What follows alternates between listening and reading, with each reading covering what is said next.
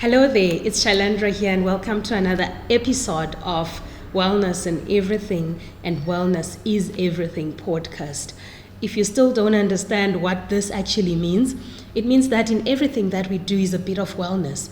So if every activity of our life contributes to our well-being, then why should we not say wellness is everything? And if you want to know a little bit more about this wellness philosophy, just go to this video here that I've recorded previously. Today we are talking about learning as self-care. So a few months ago, I had a chat with a few friends of mine and my team members as well. And we were talking about how horrendous the thought of going back to school is. And I know that's how you probably feel as well. But then after a few chats, we realized that, you know what, we actually do need to learn. And that's when I started reflecting on the impact of learning as a wellness pursuit. So I'm just going to go through a few points of how learning contributes to your wellness, but I also want to make it very contextual and be as the storyteller that I am. So the first thing that I want to highlight is that wellness enhances your brain functioning. I'll tell you how. Have you ever been into the next room in your house and you're like, what did I come here for? What did I actually want?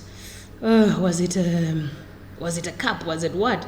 Or maybe in a meeting, somebody gets to speak before you, and then you are given a turn, and then when your turn comes, you're like, oh, I completely forgot what I wanted to say. Those are small signs of impaired short-term memory, and you need to be able to remember that unless you continue with your learning pursuit, you're always going to have those blip moments, or should we call them blank moments. So when we say learning stimulates your cognitive functioning, it's just like a muscle. If you stop using it, then it wears away. If you stop walking, then it means your muscles are not going to continue functioning. So is the brain. If you stop thinking, learning new things, problem solving constantly from a different perspective than what you're used to, then your brain is going to stop functioning and you will not like that. So learning does enhance cognitive functioning. The other part of learning is the sense of fulfillment and achievement. Have you ever seen how like a 2-3-year-old feels when they learn riding the bicycle for the first time? Learning to ride a bicycle. I learned to ride a bicycle at the age of 30. I never had the privilege to own a bicycle earlier than that. So when I started working, one of the first things I said to myself was, I want to learn to ride a bicycle. And then a few years later, at the age of 30, I bought myself a bicycle. It was the most surreal experience to be able to be going at a fast rate and uncovered with the likelihood of falling. So I would practice riding in a tennis court because where I stayed there was a communal tennis court, and that's where I practiced to ride every single day. And people would say to me, until you fall, you're not going to learn how to ride. But the moment I was able to ride, I remember up and down that complex that we stayed in, I realized, oh, this is just the best thing to do. At the age of 30, I had a sense of achievement, a sense of fulfillment that someone at 2 or 3, maybe some of you, when you learned riding a bicycle, you were below the age of 5. Maybe you felt the sense of fulfillment and achievement. But for me now, it meant a lot more. So that's why learning anything really actually adds to self-satisfaction and sense of achievement.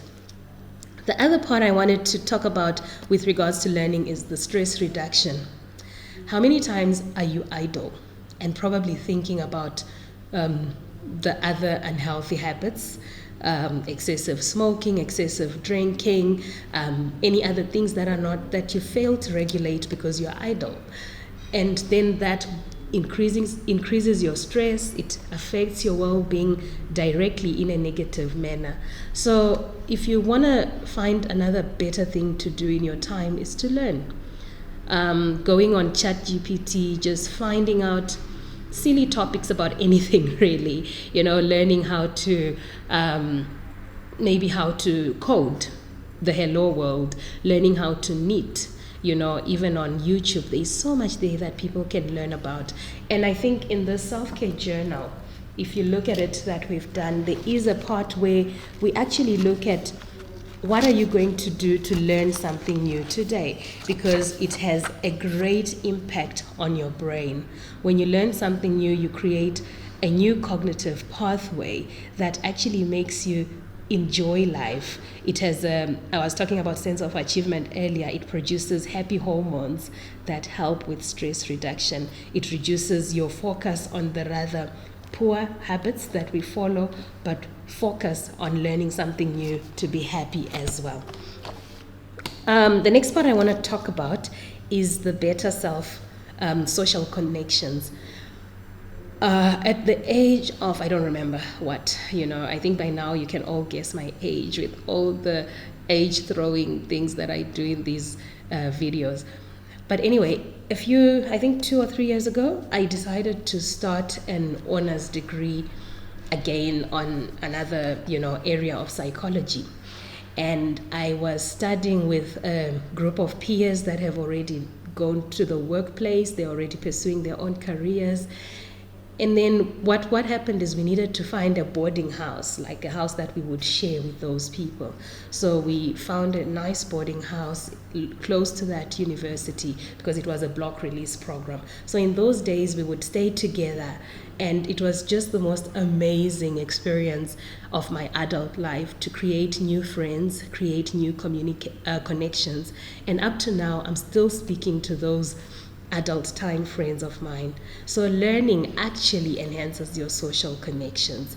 You might be thinking, no, but I'm studying online, so how do I enhance my social connections? You still communicate with the administrator, which is a new social relationship that you would not have had if you had not. You start conversations differently with people around you. So if your manager says to you, the last time I was in college, I did this, and you say, oh, I'm still studying, I'm actually seeing things going this way. You create a new connection with the people around you. So that's social connections. The other one I wanted to talk about is adaptability. Have you ever seen how people that do not continuously improve themselves, how rigid they are, how so myopic they are, how they lack perspective? And if you're rigid, you're myopic, you lack perspective, you're not going to be adaptable. We run a small business, and it's just a small team of about 8 around me. So one of the days I decided to take one of my team members to one of our biggest clients.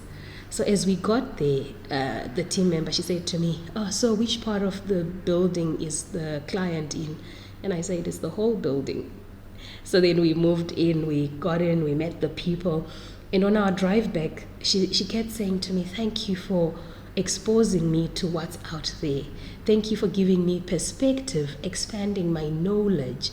And while you may not take this as a learning opportunity, it really was for my team member.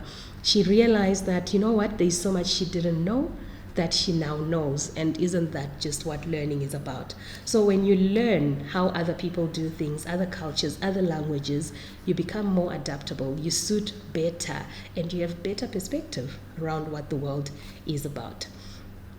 I must just say in this moment, if you're still unsure about who can speak about wellness, I want you to go back to our previous videos and see that wellness is everybody's area of concern and everybody's area of excellence, because what improves your wellness may not improve the wellness of the next person. So you need to all be scholars in wellness. And as I continue, I want to tell you the last amazing part about the importance of learning, and that's the fact that it improves your physical health.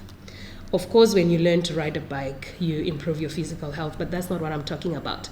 What I'm talking about is there is a study, which I'll post in the comments below, that shows that people that have a higher learning level, so maybe like a higher level of qualification or level of education, actually make better choices towards their physical health. And I think even without the study, you still would believe that, because if I am not educated, or if I do not educate myself on social, intellectual, any phenomenon, my ability to question things may be lower, my exposure to information may be lower, my ability to interact with information and see what I can draw out from this may be lower. So the more educated you become, the better choices you have towards the food that you eat, towards the lifestyle that you live, towards the environment around you, and that enhances your wellness. One of the most concerning things for me is that there is a rise of blood pressure and blood sugar, the non-communicable diseases, and they're actually in the top 10 of causes of death in Africa and in most countries, even in the Americas. And the question is, are we not learning? Are we not educating ourselves on how to prevent these problems? And if you continually learn, you will understand that you need to look after your diet. You need to check your exercise rate on a day-to-day basis. I know we're busy, but if you're educated on the impact of lack of exercise, of poor health, then you will put a better effort into learning about it. I'm so proud of one of our clients. They recently got a personal trainer that actually trains the whole team after work for 30 minutes every day, because everyone was complaining the traffic to the gym is hard, the expense to the gym is too high. And when they introduced this, I saw all those ladies coming in, getting that social connection, getting the new adaptability and all those skills. I mean, there's a lot more that we can gain from learning in the workplace, and that was going to be my last point. If you've got any contributions around how learning has improved your well-being, please post them in the comments below, and I would love to interact and learn and hear from you as to how learning has improved your well-being.